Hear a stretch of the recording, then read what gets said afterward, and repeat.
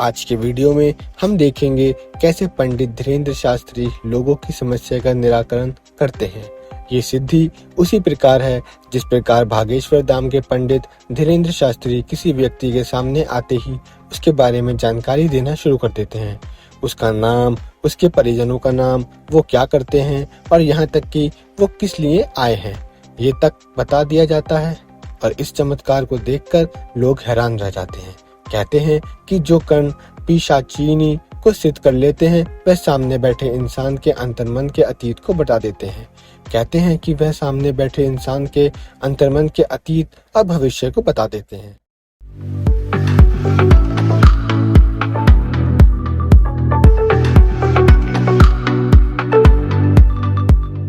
जैसा हमने पिछले हिंदू वेद पुराणों में वर्णित 64 डायमेंशन वाले वीडियो में देखा कि कैसे हमारे शस्त्रों और विज्ञानों के अनुसार और भी बहुत से अलग अलग आयाम होते हैं।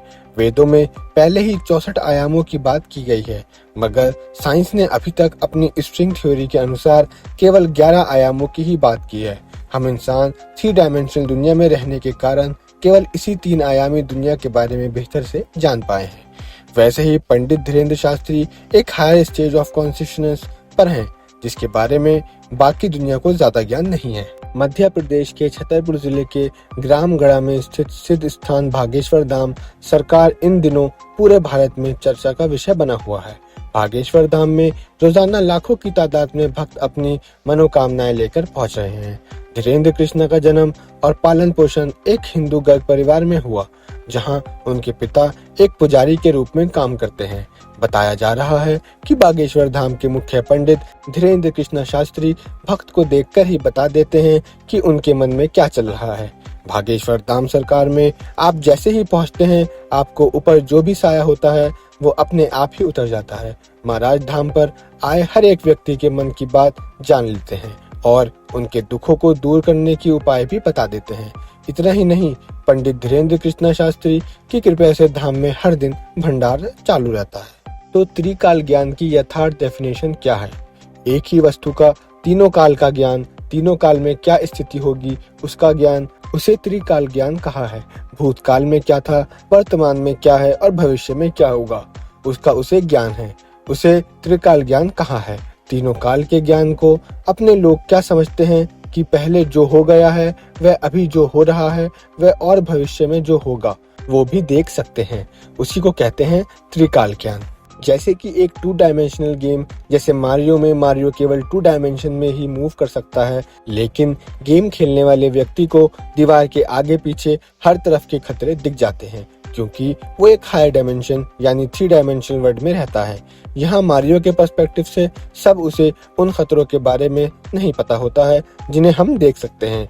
अगर हम गेम के कोड में कुछ चेंजेस कर दें और उसे एक्स्ट्रा लाइफ दे दें, उसे डायरेक्ट बिना किसी मेहनत लास्ट लेवल तक पहुंचा दें, तो वो मारियो के लिए एक चमत्कार होगा। बिल्कुल ऐसे ही योगी, तपस्वी और सद्गुरुओं के पास एक अनोखी त्रिकाल ज्ञान की शक्ति होती है, जिसे उन्होंने कठोर तपस्या करके या किसी अन्य मार्ग से अर्जित किया होता है।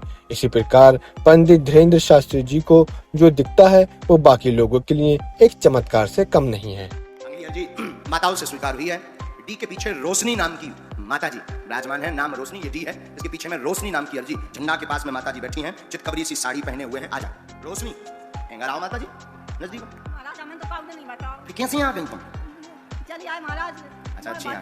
बटकत क्या हो गया है? ये रात को ले गए थे कबाल के रमेश के साथ पूरे माता हमारे 3 महीना है। पढ़ी लिखी हो आप? नहीं। अच्छा, पैर में दर्द रहता, परेशान रहती, बालक गुम गया है, हेरा गया है आपका बालक, गुम गया है, पागल था, आपके बालक का दिमाग चढ़ा था, गुम गया है। वर्तमान में वह ग्वालियर के हनुमान मंदिर के पास में ही है, वहीं विचरण कर रहा है। मिल जाएगा, चिंता न करें, आशीर्वाद है। हनुमान मंदिर के पास में है, बस स्टैंड के एंगर है, हनुमान मंदिर है, उसी के आगे एक ठैया हरी बार जो टोपी वाले दाढ़ी वाले कहा ना, उनके भगवान को स्थान पर मैं अपने मुंह से ले होना समझ जाओ। सुबह जो है होते ओई के एंगर अब वर्तमान में है और अब हल्की फटी सी टी शर्ट पहने हैं। ऐसा ही आए आओ, मैंने देख लो, पहुंचा दिए होते। बब्बा की कृपा करें, सुराग लगे, मिले आशीर्वाद।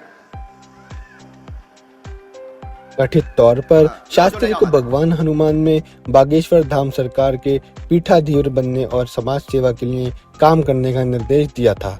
उनके अनुसार न ही वो किसी देवता के अवतार हैं, न ही वो कोई तांत्रिक हैं।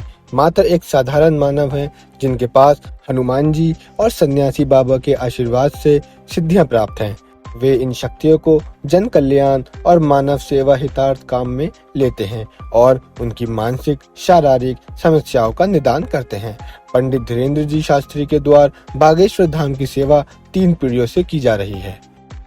तो आज की वीडियो में इतना ही। आप अपना ख्याल रखिए और यदि आपको हमारी वीडियो पसंद आई तो लाइक और सब्सक्राइब कीजिए। इस वीडियो को अपने फ्रेंड्स के साथ शेयर करें। अगली बार ऐसे ही किसी इंटरेस्टिंग टॉपिक के साथ मिलेंगे। तब तक के लिए जय हिंद।